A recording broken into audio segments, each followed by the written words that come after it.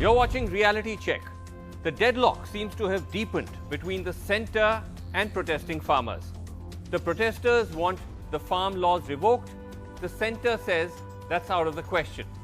One of the reasons the centre cites is that just as there are farmers protesting against the bill, a large number of farmers and farmer groups from around the country are in support of the new farm laws. Not a day goes by when the government doesn't release photos of meetings with these pro-farm law farmer leaders. But who are these pro-law farmers? Are they indeed genuine farm leaders commanding significant followings? Since there is no official list of them available, we set out to compile as many as we could from the public domain of these pro-farm law farmers who've met the government. We found close to 24 farm unions and organizations that the government has met in the past few months who've pledged support to the farm laws. We managed to get information on 10 of them. Of the 10, at least 3 appear to have clear BJP affiliations, with several others closely aligned to the ruling party and the government.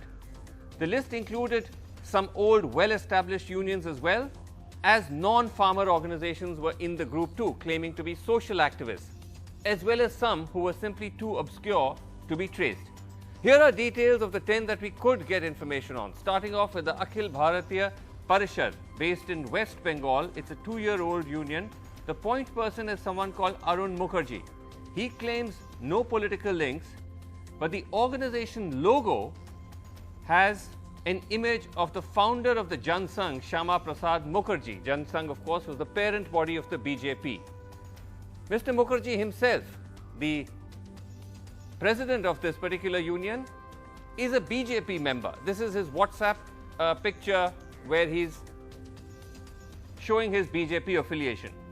This group claims to have presence in 5 states, but says it's not a dedicated farmer organization.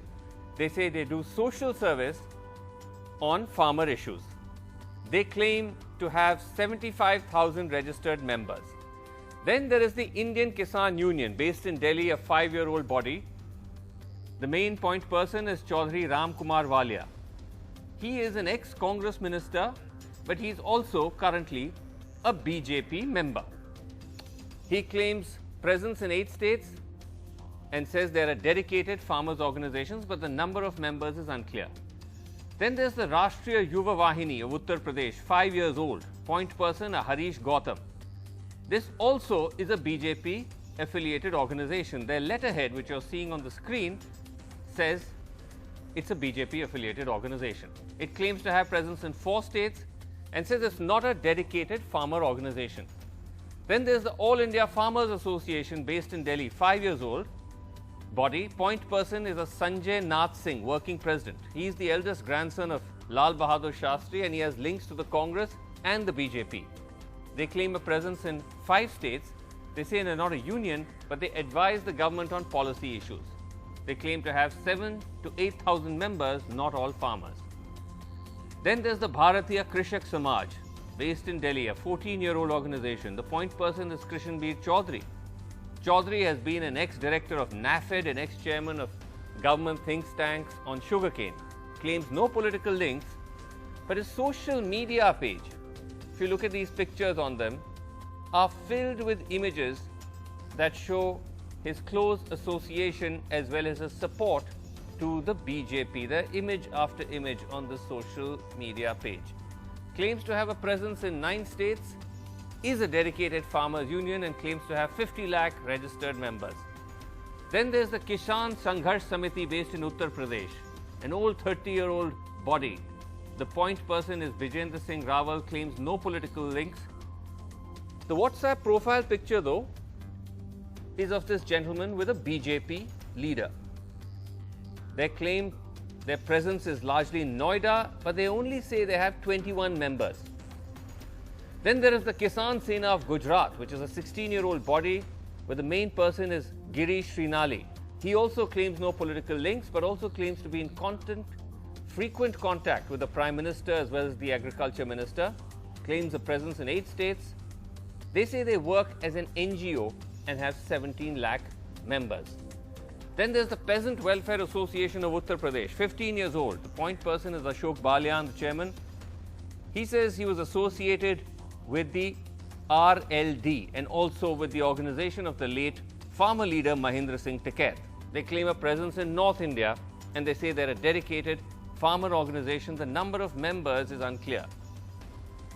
Then there is the Maharashtra Rajya Krishak Samaj, a 66-year-old body. The point person is Prakash Mankar, its president, claims no political link, says that the national body of this union was founded by late Congress leader Balram Jakhar, but the Maharashtra wing, which he represents, is going against the national body and is backing the farm laws. They claim the support of 40 to 50,000 members in Maharashtra. And then there is the All India Kisan Coordination Committee based in Telangana. One of the main point persons is Gunwant Patil, claims no political affiliation, claims to have a presence in 18 states, is a dedicated farmer union, claims to have 3 to 4 lakh members. So wide spectrum of people that the government has met, which, as we said, includes those with direct links to the BJP as well as some older established farm unions. Joining us tonight on the show, we have a spectrum of leaders now representing both sides of the debate. We have, you just heard their names there, Gunwant Patil, and also we have Ram Kumar Walia of the Indian Kisan Union. Both are in support of the bill. But also we have those who are opposing the bill, which includes Dr. Darshan Pal, president of the Krantikari Kisan Union of Punjab. We have Shiv Kumar Sharma, member Sanyukt Kisan Manch, who's also known as Kakaji, and Vijay Javandia, who's a founder member of the Shetkari Sangathan, joining us from Nagpur, who I believe is also skeptical about the bill. So let me start, Ram Kumar Walia ji, आपके साथ मैं start करता हूँ. राम कुमार वालिया जी, आप खुद BJP में हैं? जी जी जी. तो जैसे हमने देखा कि ये जो सारे जो फार्मर्स, कई सारे यूनियंस जो सरकार कह रही है कि देखिए इतने सारे फार्मर लीडर हमारे साथ हैं, बिल के साथ हैं, लेकिन आप और बाकी कई सारे लोग ये तो बीजेपी से हैं. तो क्या ये जेन्युइन सपोर्ट है या राजनीतिक सपोर्ट है? देखिए जी वालिया जी, हाँ बोलिए. सवाल बीजेपी का नहीं है जी, सवाल बीजेपी का नहीं है. सवाल ये है कि हमने इस कानून को पढ़ा है जी, और पूरे कानून को पढ़ने के बाद हमारे जो पदाधिकारी हैं उन्होंने इसका विश्लेषण किया है और हमने ये विचार किया कि इस कानून के लागू होने से किसानों को क्या क्या फायदे होंगे. तो इसका कोई पूरा पढ़ने के बाद, पूरे फायदे देखने के बाद बीजेपी लिंक से कोई लेना देना नहीं है कि इन कानूनों के लागू होने से जी, तो ये बीजेपी, आप कह रहे हैं इसमें बीजेपी फैक्टर नहीं है. किसान की दशा और दिशा में सुधार होगा. बीजेपी का कोई इसमें मतलब नहीं है. मतलब सबसे बड़ी बात यह है कि देखिए, हम इंडियन किसान यूनियन का मैं चेयरमैन हूं जी, और हमने इंडियन किसान यूनियन की तरफ से सरकार को इस बिल का समर्थन दिया है और ये कहा है कि इस बिल के लागू होने से हिंदुस्तान के किसान की दशा और दिशा में सुधार होगा. अच्छा, तो एक मैं आपसे सवाल पूछना चाहता हूं. अच्छा राम कुमार जी, ठीक है, मैं आपसे थोड़ा डायरेक्ट सवाल पूछना चाहता हूं कि आप खुद भी किसान हैं या आपके मेंबर्स किसान होंगे? बताइए जी जी. आप किस चीज की खेती करते हैं और किसको, कहां उसको बेचते हैं? आप गेहूं के किसानी किसकी किसानी कर रहे हैं? देखिए, मैं मुजफ्फरनगर का रहने वाला हूं जी, और हमारे यहां मुख्यतः गन्ने की फसल होती है. अच्छा, तो गेहूं की फसल होती है, धान की फसल होती है. तो मुझे ये बताइए, अच्छा मुझे ये बताइए जी कि जी, अभी तक जिस तरह से आप अपना गन्ना या धान जो भी बेच रहे थे, उसके इस बिल के आने से क्या फर्क, जो अभी आप बेच रहे हैं और आपको जो भी मिल रहा है, बिल के आने से क्या चेंज आएगा? देखिए, बिल के आने से सबसे बड़ा लाभ हमें यह होगा कि हमारे जो संबंध हैं वो बड़ी बड़ी कंपनियों से स्थापित होंगे और जिस प्रकार की हमारी फसल होगी उसका प्रचार प्रसार होगा। ये भी हो सकता है कि हमारी फसल को वो खेत में ही खरीद ले, हमें मंडी में या मिल में जाना ही ना पड़े और पूरी फसल का करार हमारे साथ कर लें और हमें पैसा एडवांस में भी दे दें। अच्छा, एक तो फायदा हमें ये होगा। तो अभी तक आप बड़े कंपनियों को नहीं बेच सकते हैं कि जब हम अपनी नहीं, मैं आपसे पूछ रहा हूं, अभी तक आप बड़ी कंपनियों को क्यों, आपको क्या पाबंदी है? बड़ी कंपनियों को बेच सकते हैं। सारी बड़ी कंपनियां किसानों से खरीद रही है, रिलायंस खरीद रहा है, गोदरेज खरीद रहा है, सब खरीद रहे हैं, बिग बाजार खरीद रहा है, बिरला खरीद रहा है किसान से। इस कानून के लागू होने से और ज्यादा प्रचार प्रसार होगा। अच्छा, और ज्यादा कंपनियां सीधे आकर्षित होंगी किसान की फसल को खरीदने के लिए, किसान की फसल को देखने के लिए। और जो हम मंडी में अपनी फसल को लेके जाते थे, अगर हम अपना गेहूं, सुन लीजिए, आप अपना गेहूं हम मंडी में लेके जाते थे जी, तो हमें दलाल कहते थे कि आपके गेहूं में सुरसुरी है, राइट, है ना, आपका गेहूं ठीक नहीं है, इसमें तो अब ये सब बंद हो जाएगा आपका, या इसमें गेहूं में गर्दा ज्यादा है। तो अगर 1000 की हमारी फसल होती थी तो मुश्किल से हमें 750 रुपए हमें मिलते थे। तो अब ये बंद हो जाएगा। अब मैं औरों के पास भी जाना चाहूंगा, हमें सीधे मिलेंगे। अच्छा, दर्शन पाल जी, दलाली व्यवस्था पे अंकुश लगेगा, सीधा दर्शन पाल जी, एक सेकंड सर, वालिया जी, औरों को भी बोलने दीजिए। Darshan Pal ji, would you like to respond to this, that here you have farmers, और you can, whether we say they are politically affiliated और not, saying these are the benefits of the bill. So how can we ask for the bill to be scrapped? Some farmers may be against, some are in favor of it. Yes. देखिए, मेरे दादा farmer थे, मेरे पिताजी farmer थे। मैं पिछले 2007 से खेती कर रहा हूँ और मैं पैडी और वीट उगाता हूँ। और ये पैडी और वीट उगाने के बाद मैं ये कहना चाहता हूँ कि मिनिमम सपोर्ट प्राइस अगर मुझे नहीं मिलती, अगर अश्योर्ड एमएसपी मुझे नहीं मिलती, मंडी मुझे नहीं मिलती, तो मैं दूसरे किसानों की तरह जो अपनी मक्का के लिए, जो अपने दूसरी फसलों के लिए बल्कि बहुत निचले दाम पर बेचने के लिए मजबूर हैं। जैसे मैं जब मेरे पिताजी की मौत के बाद खेती शुरू किया तो मैंने पहले साल में बासमती उगाया। वो बासमती 1121 पूसा 1121 जो मैं उगाया उसका पूरा रेट मिला मुझे। लेकिन उसके दूसरे साल में मैंने पूसा 1121 और ज्यादा उगा लिया, बहुत ज्यादा पैदा कर लिया। और ज्यादा पैदा करने के बाद जब रेट मिला मंडी में, क्योंकि उसका मिनिमम सपोर्ट प्राइस नहीं था, तो व्यापारियों ने और रेट नीचे गिरा दिया। नहीं, तो ये बिल से पूसा 1121 को घर में संभाल के रखा। But how is the bill से आपको फिर बिल आपको बेटर प्राइस कैसे? बिल तो कह रहे हैं आपको और बेटर प्राइस मिलेगा। जैसे हमने अभी सुना, वालिया जी कह रहे हैं कि बिल से तो आप डायरेक्टली आप प्राइवेट ट्रेडर्स को बेच सकते हैं, तो आपको तो बेटर है। अगर वो मिलता, मेरी बात सुन लीजिए, अगर वो मिलता होता तो अभी बिहार और यूपी के जो व्यापारी हैं वो धान खरीद के पंजाब में जहां एमएसपी मिलता है वहां क्यों बेचते आके? तो हमारा ये कहना है कि राज सत्ता जो है, स्टेट जो है, वो क्यों किसानों को मंडी से बाहर निकाल के प्राइवेट जो लोग हैं उनके हाथों में सौंपना चाहती हैं। जहां उनको पूरा रेट नहीं मिला, ना मिला है ना मिलेगा।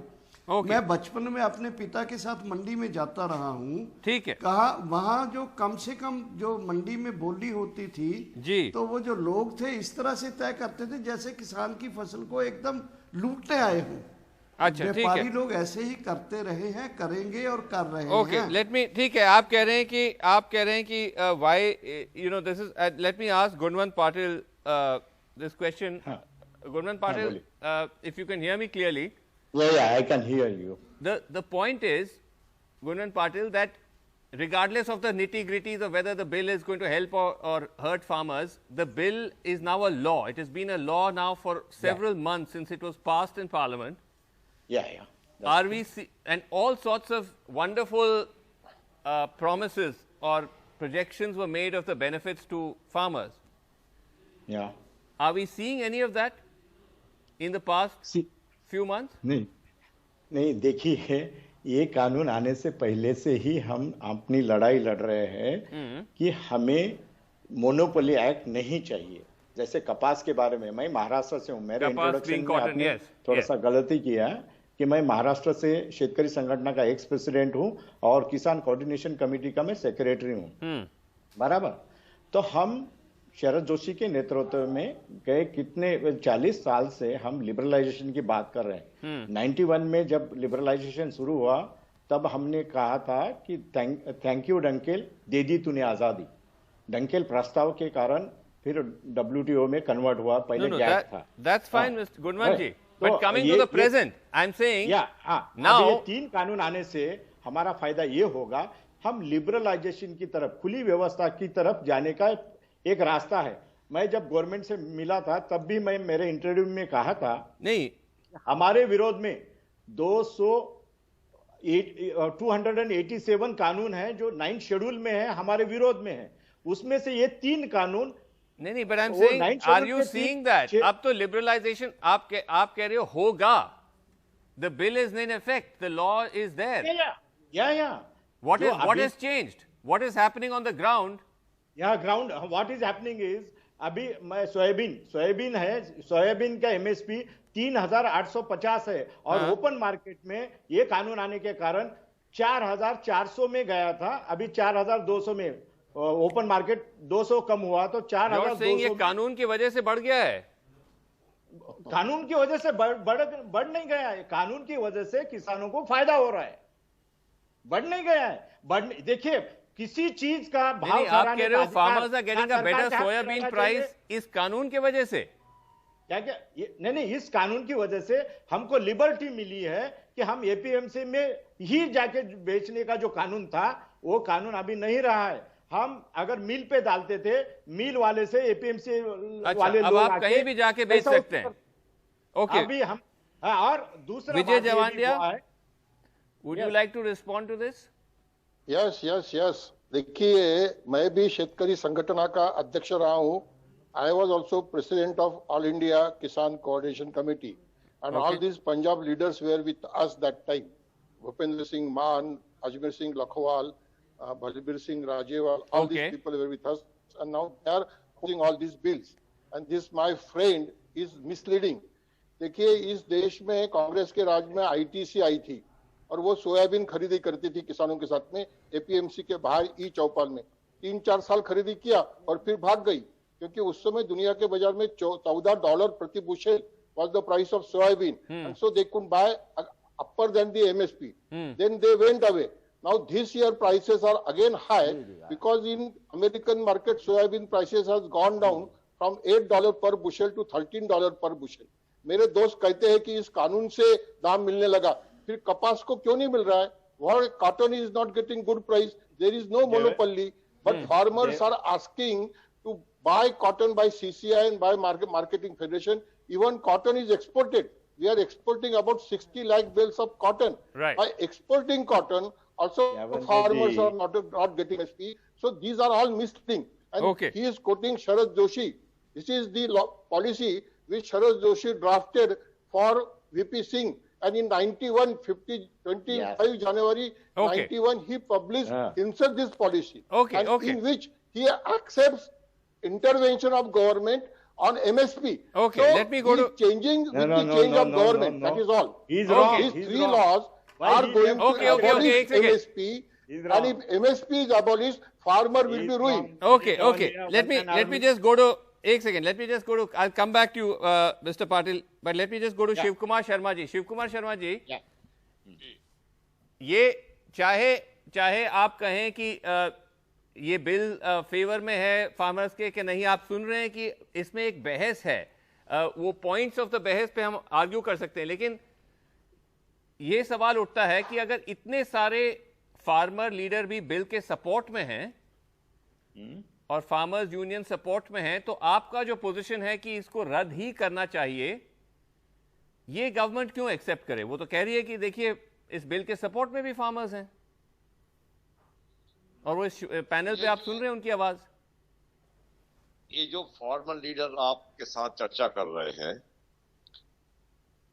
इनको ये पता नहीं है कि सोयाबीन का एमएसपी क्या है।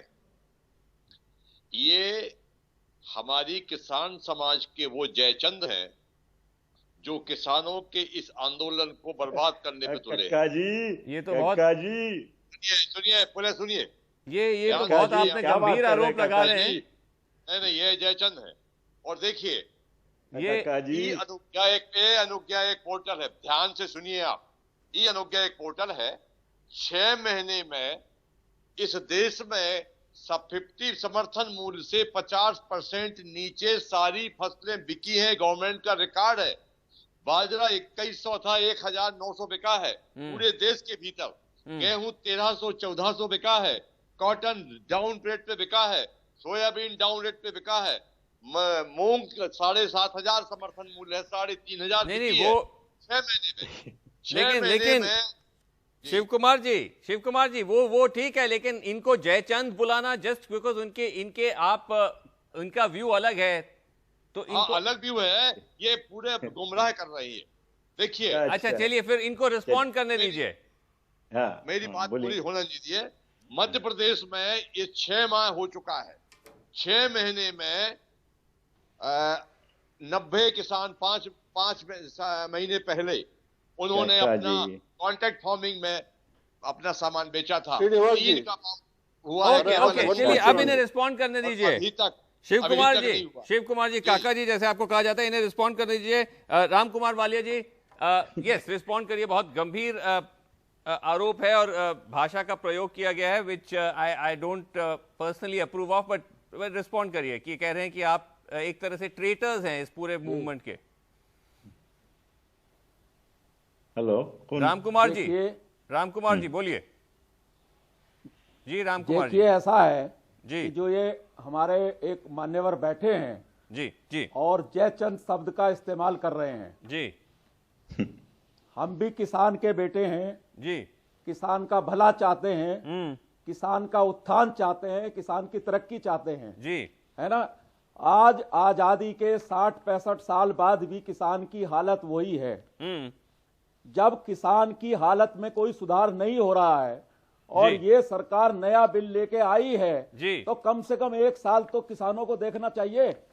आज किसान के बेटे खेती करने के लिए तैयार नहीं है। बट ये इनका जो पॉइंट है सौदा बन के रह गया है।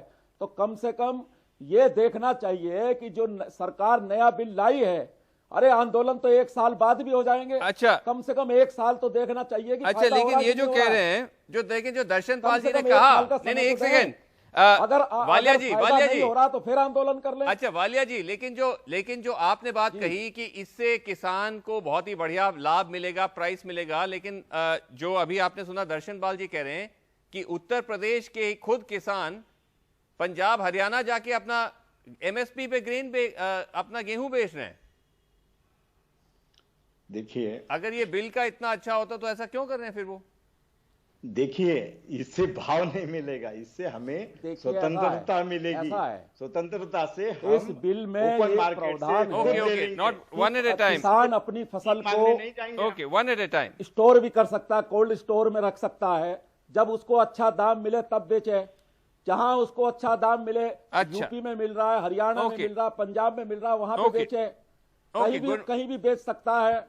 ये उसको किसान को सुविधा दी गई है। आप कह रहे हैं, तो मेरा कहना यह है किसानों से कि कम से कम 6 महीने साल भर तो इस बिल के फायदे देखें। गुणवंत पाटिल, अब तक किसान की हालत में सुधार नहीं हुआ है। ओके, आजादी के 60-65 साल बाद गुणवंत पाटिल, यदि ये सरकार कुछ अच्छा करना चाहती है, एक बड़े बड़े विद्वानों ने मिलकर ये बिल बनाया है जी, सरकार का करोड़ों रुपया इस बिल को बनाने में खर्च हुआ है, तो कम से कम किसानों को चाहिए करोड़ों कुछ दिन तो इस बिल के फायदे एक सेकंड, करोड़ों रुपए कैसे खर्च हुआ है ये और मैं हम लोग जो इसका समझ नहीं समर्थन पा रहा कर हूँ, रहे लेकिन हैं, एक सेकंड अच्छा ठीक है राम कुमार जी, औरों को भी तो बोलने दीजिए। I don't want to lower mics, but Gunwant Patil, the point is that while it may be unfair to brand pro-bill farmers as traitors and all that, the fact is, one second, the fact is that when you just looked at the list as we were reading out the list, you can see that not just Mr.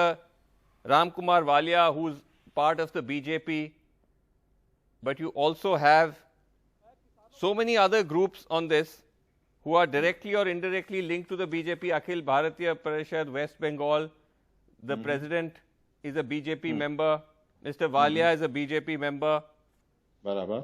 Rashtriya Yuva Vahini, which is supporting the bill, is a BJP affiliated organization on their letterhead.